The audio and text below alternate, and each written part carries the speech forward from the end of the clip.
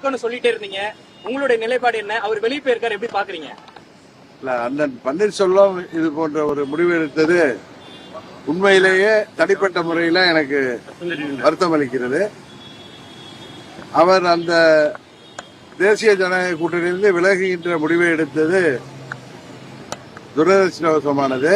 அந்த முடிவுக்கு அவர் தள்ளப்பட்டிருக்க கூடாது என்பதுதான் எனது கருத்து. தள்ளப்பட்டதற்கு யார் காரணமா இருக்கு, என்ன காரணமா இருக்கு? உலகத்துக்கே தெரியும் யார் காரணம் என்னன்னு. அதை போய் நம்ம போஸ்ட்மார்ட்டம் பண்ண வேணாம். அவரை மீண்டும் சமாதானப்படுத்தி எங்கள் கூட்டணிக்கு கொண்டு வர டெல்லியில உள்ள பாஜக தலைவர்கள் முயற்சிக்க வேண்டும் என்பதுதான் இந்த நேரத்தில் உங்கள் மூலம் நான் சொல்கின்ற வேண்டுகோள். ஓ பன்னீர்செல்வம் நேரடியாவே நயினார் நாகேந்திரன் தான் சந்திப்புக்கு அவருக்கு விருப்பம் இல்ல, அவர் தான் தடுத்தாரு, தொலைபேசி மூலமா தொடர்பு கொண்டேன் பல குற்றச்சாட்டை சொல்றாரு.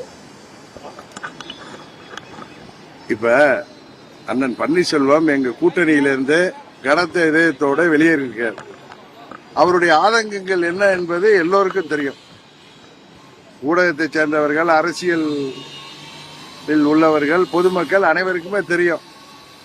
அவரை எங்கள் கூட்டணிக்கு மீண்டும் கொண்டு வருவதற்கு டெல்லியிலே உள்ள பாரதிய ஜனதா கட்சி தலைவர்கள் முயற்சி எடுக்க வேண்டும் என்பதுதான் இந்த நேரத்தில் ஒரு சரியான கருத்தாக இருக்கும். தவிர அதை தாண்டி நீங்க சொல்ற மாதிரி அதை போஸ்ட்மார்ட்டம் பண்றத நான் விரும்பவில்லை. உங்களுக்கு அதற்கான முன்னெடுப்பு எடுக்க போறீங்களா? நான் அவரோட தொடர்ந்து பேசிட்டு தான் இருக்கேன். நீங்க அது போல டெல்லியில உள்ளவர்களுக்கும் சொல்லிக் கொண்டுதான் இருக்கிறேன். உங்களுக்கு அந்த நெருக்கடி இருக்கா சார்? எந்த நெருக்கடி? அவருக்கு ஏற்பட்ட அதே நெருக்கடி உங்களுக்கு தெரியும். எவ்வளவு நெருக்கடியான சூழ்நிலையில 2017 அம்மா அவர்கள் மறைவுக்கு பிறகு நான் சிறைக்கெல்லாம் சென்று வந்த பிறகு கூட அம்மாவின் கொள்கைகளை தொடர்ந்து கொண்டு செல்ல வேண்டும் என்பதற்காக எப்பேற்பட்ட இக்கட்டுகளை எல்லாம் தாங்கி வந்தவன் நான். என்னை பார்த்து உங்களுக்கு இக்கட்டு இருக்கான்னு கேட்கறது எனக்கு உண்மையிலேயே வருத்தம் அளிக்கிறது. ஓபிஎஸ் அவர்கள்ட்ட கேட்கும்போது திமுகவுடன் கூட்டணி வைப்பீங்களா, குறிப்பா ஜெயலலிதா அவங்க தீய சக்தின்னு சொன்ன திமுகவுடன் கூட்டணி வைப்பீங்களா, எதிர்காலத்தில் எதுவும் நடக்கும் சொல்றாரு, அது எப்படி ஏற்றுக்கொள்ள? கோபத்தில் அவர் பேசுவதாகத்தான் நான் இருக்கிறேன். ஏன்னா இதற்கு முன்பு சென்ற தலைவர்கள், அது மறைந்த ஆரம்பியாக இருக்கலாம், அண்ணன் திருநாவுக்கரசாக இருக்கலாம், அண்ணன் KKSஆராக இருக்கலாம், அதுபோல முத்துசாமி அவர்கள், கண்ணப்பன் அவர்கள் போல ரகுபதி, சேகர்பாபு வரை பலர் அங்கே சென்றிருக்கலாம். அவர்கள் எல்லாம் அமைச்சர்களாக இருந்தவர்கள். ஆனால் அண்ணன் OPS அவர்கள் 3 முறை அந்த இயக்கத்தில் முதலமைச்சர் வாய்ப்பை பெற்று இருந்தவர். என்னை பொறுத்தவரை அது போன்ற முடிவை எல்லாம் அவர் எடுக்குவார் என்று நான் நம்பவில்லை. அது போன்ற நீங்கள் நினைப்பது போன்ற எந்த முடிவையும் அவர் எடுத்திருப்பதாகவும் எனக்கு தெரியவில்லை.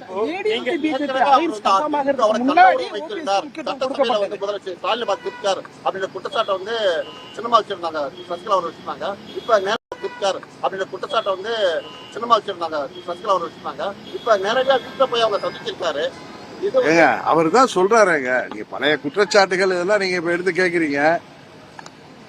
முதல்வர் அவர்கள் உடல்நலம் விசாரிப்பதற்காகத்தான் இவர் சென்றாரு அப்படின்னு அவரும் சொல்றாரு. முதல்வர் அவர்களும் அதுக்காக அவர் வந்ததுக்கு நன்றி தெரிவித்து அவருடைய செய்தி வெளியிட்டிருக்காரு. இதை தாண்டி உங்கள் கேள்விகளுக்கெல்லாம் இந்த நேரத்தில் பதில் சொல்வது நன்றாக இருக்காது. இல்ல சார், இல்ல சார், அவரு அதுதான் சொல்ற ஒரு கோபத்தில் முன்னாடி வரைக்கும் ஓபிஎஸ் இம்பார்ட்டன்ட் கொடுக்கப்பட்டது. இந்த அலையன்ஸ் கன்ஃபார்ம் பண்ணதுக்கு அப்புறம் தான் இந்த மரியாதை கொடுக்கப்படலன்னு நினைக்கிறீங்களா? நான் திரு OPS அவர்கள் சமாதானப்படுத்தப்பட்டு மீண்டும் பழைய கூட்டணியில வரணுங்கிறது தான் என்னுடைய விருப்பம். அதனால உங்களுடைய கேள்விகளுக்கெல்லாம் நான் பதில் எடுத்து அதை எதையும் பெரிதாக்க விரும்பவில்லை. ஆரம்ப கட்டத்திலிருந்து ஓ பன்னீர்செல்வத்திற்கு ஆதரவா பாஜக இருக்கு, செயல்படுதுன்னு தொடர்ந்து சொல்லிட்டு இருந்தோம். நேற்று முன்தினம் ஓ பன்னீர்செல்வம் பேசும்பொழுது பாஜக எங்களுக்கு எதுவுமே செய்யல அப்படின்ற ஒரு குற்றச்சாட்டையும் முன்வைக்கிறாரு. இந்த கேள்விகள் எல்லாம் நீங்க பாஜகவை சேர்ந்தவர்களை தான் கேட்கணும். ஏன்னா அவர் 7 வருஷமா பாஜகவோட நல்ல உறவுல உள்ளவர். நான் கடந்த ஓராண்டாகத்தான் பாஜக கூட்டணிக்கு 24 தான் சென்றேன். என்னை விட அதிகமாக அங்கே கடந்த 7 ஆண்டுகளாக அவர்களோடு பழகி வந்தவர். அவர் சொல்கின்ற குற்றச்சாட்டுகளை பற்றி எனக்கு தெரியாது.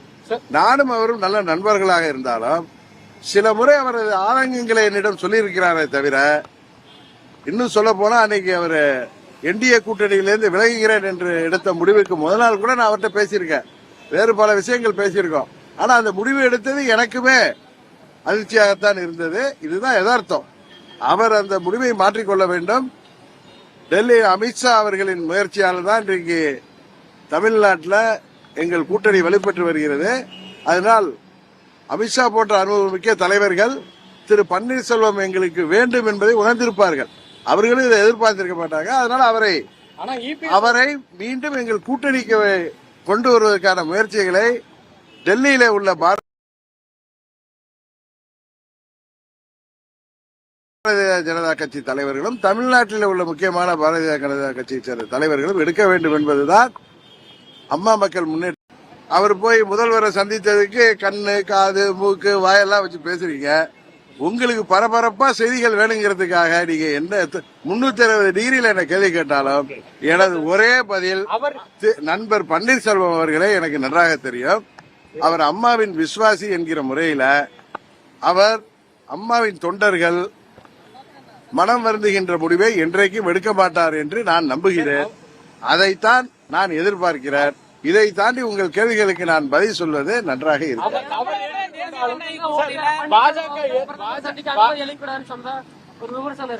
எடப்பாடி பழனிசாமி அவர்கள் தான் எனக்கு இது மாதிரி உங்க செய்திகளுக்கெல்லாம் நான் பதில் சொல்ல விரும்பவில்லை.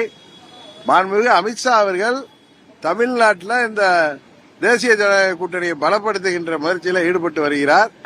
அவர் அண்ணன் பன்னீர்செல்வம் அவர்களின் ஆதங்கங்களை புரிந்து கொண்டு அவரை மீண்டும் கூட்டணிக்கு கொண்டு வருவதற்கான முயற்சியை எடுக்க வேண்டும் என்பதுதான் இந்த சந்தர்ப்பத்தில் நான் வைக்கின்ற பாரதிய ஜனதா கட்சிக்கு வைக்கின்ற கோரிக்கை. அழைப்பு ஏற்கப்படுமா? என்னங்க? அமமுகவிற்கு ஓ பன்னீர்செல்வம் வந்தால் அழைப்பு ஏற்கப்படுமா? எனது நண்பர் அவர்.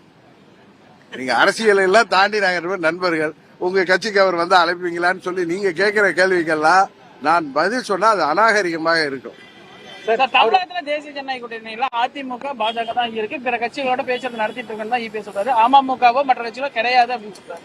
அவர் சொல்றதுக்கெல்லாம் நான் பதில் சொல்ல விரும்பல. இதை நீங்க திரு நயினார் நாகேந்திரன் அவர்கிட்ட இந்த கேள்வியை கேட்கிறேன்னா, தமிழ்நாடு பாரதிய ஜனதா கட்சியின் தலைவர் நண்பர் நயினார் நாகேந்திரன் அவர் உங்களுக்கு பல முறை பதில் சொல்லிட்டார். நீங்க ஏதோ பரபரப்பா இன்னைக்கு ஒரு பிரேக்கிங் நியூஸ் போடணுங்கிறதுக்காக டிடி தினகரன் வாயை புடுங்க முடியாது. இந்த நேரத்தில் நான் இன்னொன்னு சொல்றேன், மற்றவர்களை பற்றி எனக்கு தெரியாது. அவர்கள் எல்லாம் அரசியலுக்காக அம்மாவிடம் வந்தவர்களாக இருக்கலாம். அரசியல் வந்து புரட்சி தலைவி அம்மா அவர்களிடம் அவரை பின்தொடர்ந்தவர்களா இருக்கலாம். நான் அப்படி அல்ல. நான் அம்மாவால் அரசியலுக்கு கொண்டு வரப்பட்டவன். அதனால நீங்க என்னிடம் நீங்கள் வேற ஏதாவது கேள்விகளை மனதில் வைத்திருந்தாலும் அதையெல்லாம் துடைத்து எறிந்து விடுங்கள். நான் எப்பொழுதும் ஒரு முடிவில் நின்றால் அதில் நிலையாக நிற்பேன். அதில் மாறினாலும் முன்கூட்டியே ஸ்ட்ராங்காக சொல்லிவிட்டு இருக்கக்கூடியவர். அம்மா மக்கள் முன்னேற்ற கழகம் என்பது ஆட்சி, அதிகாரம், பொருளாதாரத்தை எல்லாம் தூக்கி எறிந்து விட்டு என்னோடு நிற்கக்கூடிய தொண்டர்கள்,